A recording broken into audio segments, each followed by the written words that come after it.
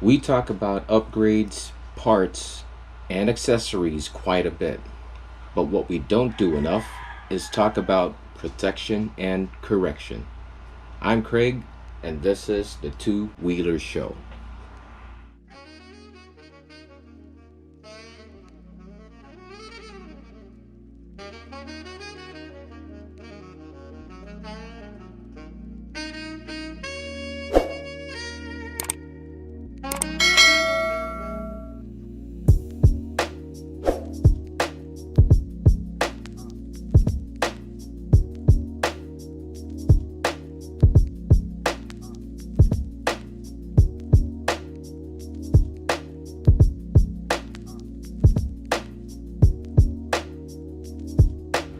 Madami na akong nakikitang nagpo-post or comment kung ano ba ang sabon na ginagamit nila panghugas sa motor.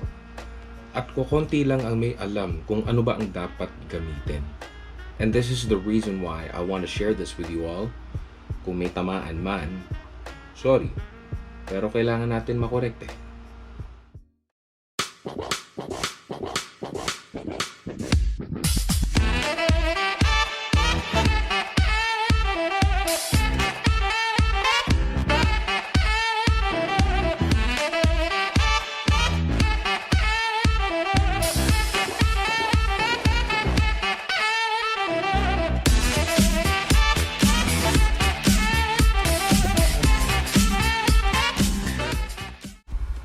The first tip that I have for you would be invest in your own motor care kit. So it simply works like your partner's kikay kit para gumanda sila. But in our case, it's for our motorcycles and vehicles. So what's in a motor care kit? It's simple. You just need 4 microfiber towels with different colors, a sponge, brushes like a used toothbrush, a paintbrush, bottle cleaner brush, or mga nabibili nyo sa mga car shops. And most importantly of all, our car shampoo. Wala nang iba, car shampoo lang. Now I'm using this brand, and please note na hindi ko pinopromote tong brand na ito. It just so happened na ito yung madami sa area namin na malapit sa bahay. You can use any car shampoo brand that you'd like. Just please stop using Joy or Fabric Soap. If you'd stick around, I have a detailed explanation on the later part or latter part of this video why you shouldn't use these products. And as you can see, sa Pure Gold ko lang to nabili for 169 pesos and 75 centavos. And that's already good for 1 liter. 1 liter, okay? 1,000 ml na yan, mga quiz. So, let's start off. But before that, you don't need anything else for now. Okay, so the less pahid or the less solution that you put on your motorcycle, the best results that you actually get. So these that you see on my motor care kit, it's actually for my car, but we won't be using that for now.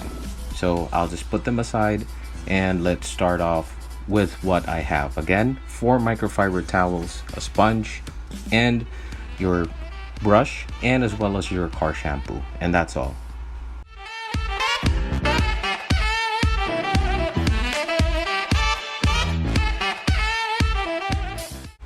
So first off that you want to do is you want to water down or hose down. In this case, I'll just be using the regular Tabo and the Balde style. But if you have a jet wash, it's much preferable and much better yung results talaga. And the reason why you want to do this at first is because you want to take off yung mga nakadikit na dirt or dust particles. Because if you start off without lubricating your or wetting your surface, it will end up as a sandpaper. Parang magkakaroon siya ng mga swirl marks, which we don't want to see in a long run. So make sure that it's fully wet and you've already at least taken off some parts of the dirt on your motorcycle.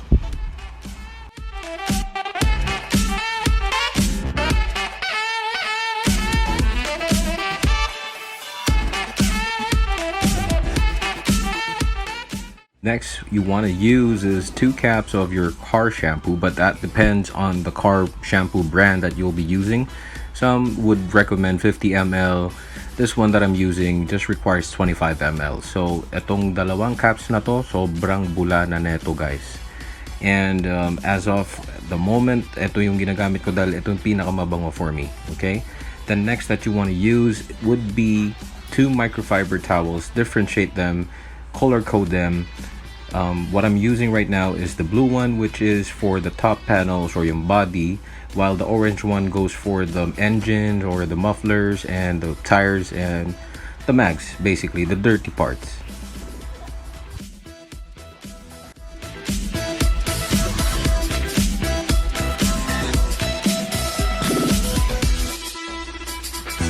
Now that you've identified kung anong microfiber towel color ang gagamitin nyo for the fairings and body, make sure na sila yung uunahin nyo. Kapag inuna nyo ang engine bay, mags and wheels na part, masasayang ang sabon nyo since they pick up most of the dust and sand. Pero pwede naman unahin ang engine parts, pero kailangan nyong gumamit ng separate na balde with car shampoo. The reason why we need to have 2 microfiber towels in our soaping stage is for us to avoid picking up the dirt and sand from the engine bay, then gagamitin natin sa fairings. If this happens, matik magkakaroon ng swirl marks sa mga painted parts, windshield, and our tail and headlights ng motor natin. In the sky, gazing far into the night, I raise my hand to the fire. Now, if you're washing in an outdoor space tulad ko ngayon, make sure na after nyong sabunin ng body, banlawan agad at wag hintayin matuyo ang sabon sa panels. Please be advised, most soaps kahit pa Dove body soap na brand has a common ingredient which is sodium that other soap have like itong car shampoo, yung Joy, or fabric soap. Ang sodium pag natuyuan sa isang part ay namumuti. The idea is hindi dapat pinatutuyo ang sabon sa kahit anong part ng motor.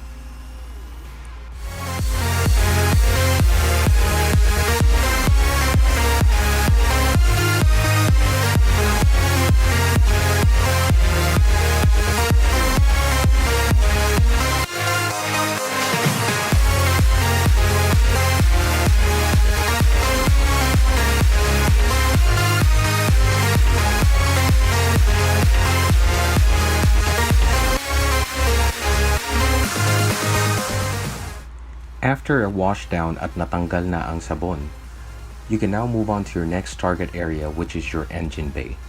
This includes both back and front fenders, mags, and tires.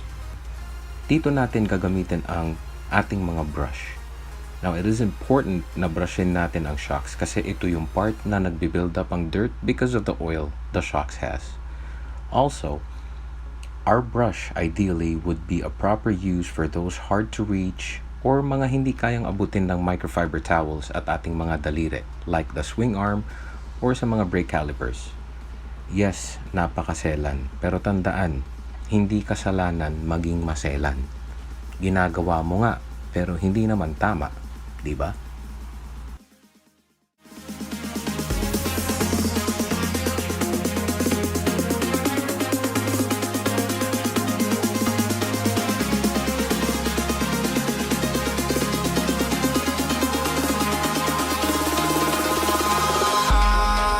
In the sky, gazing far into the night, I raise my hand to the fire, but it's no use, 'cause you can't stop it from shining through. It's true, baby, let the light shine through. If you believe it's true, baby, won't you let the light shine through. Alright, so natapos na yung paghugas mga katu-wheelers, but I missed on adding sa pagtuyo na part because apparently hindi maganda yung kuha ko. Chinest mount ko yung GoPro, kaya ayun, ang nakuna na yung pa ako nung tinutuyo ko yung motor. So basically, you just need 2 microfiber towels ulit with 2 different colors as well para malaman nyo kung alin part ang pang-body and alin ang pang-engine part.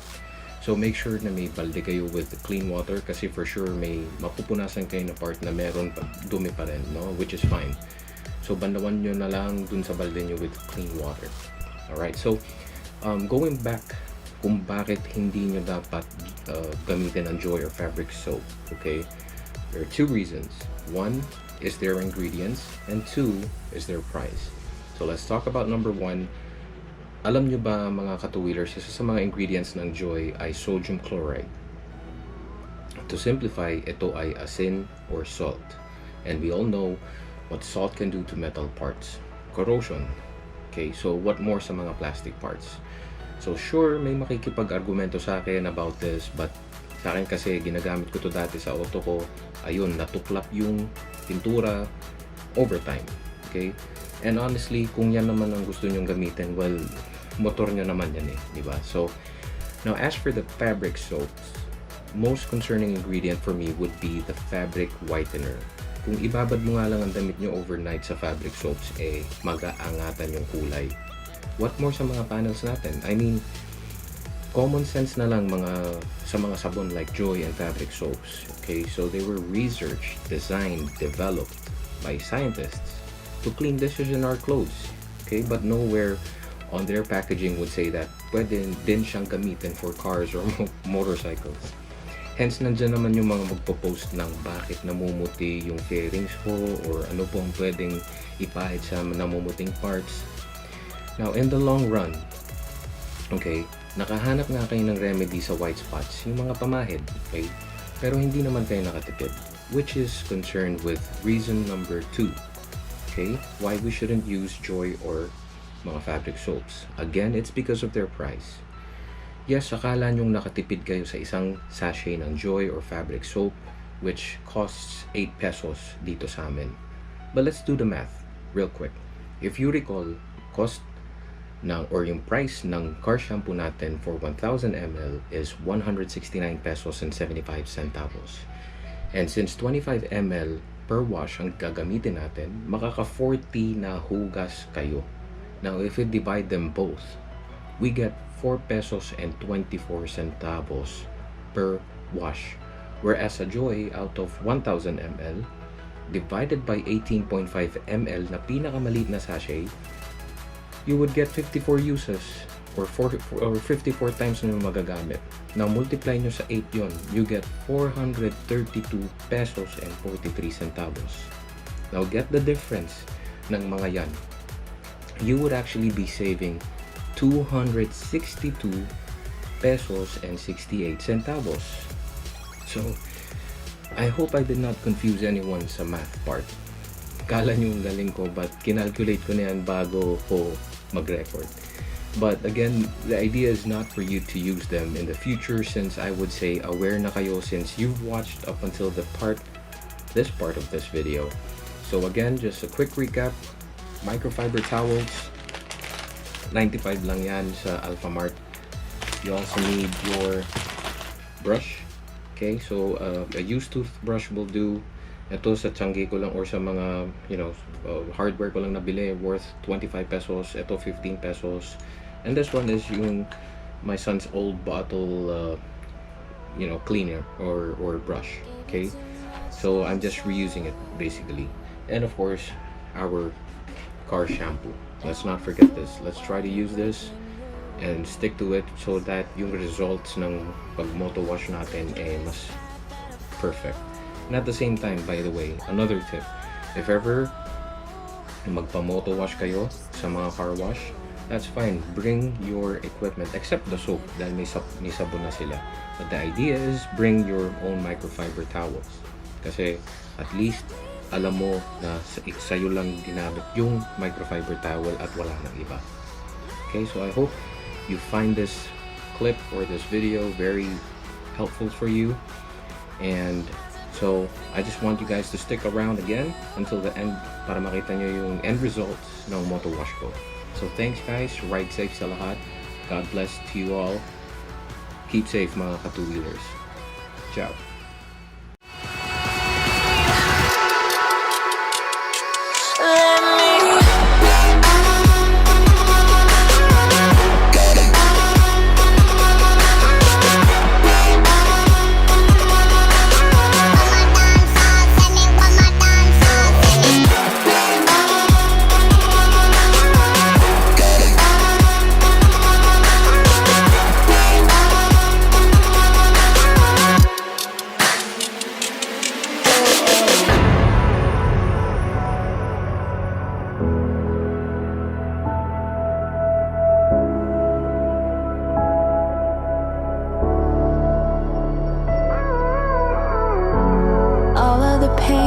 seems to follow,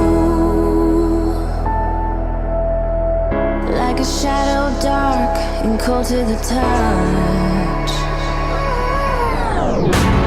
Am I insane not to let go? Oh, go on, just do what you do.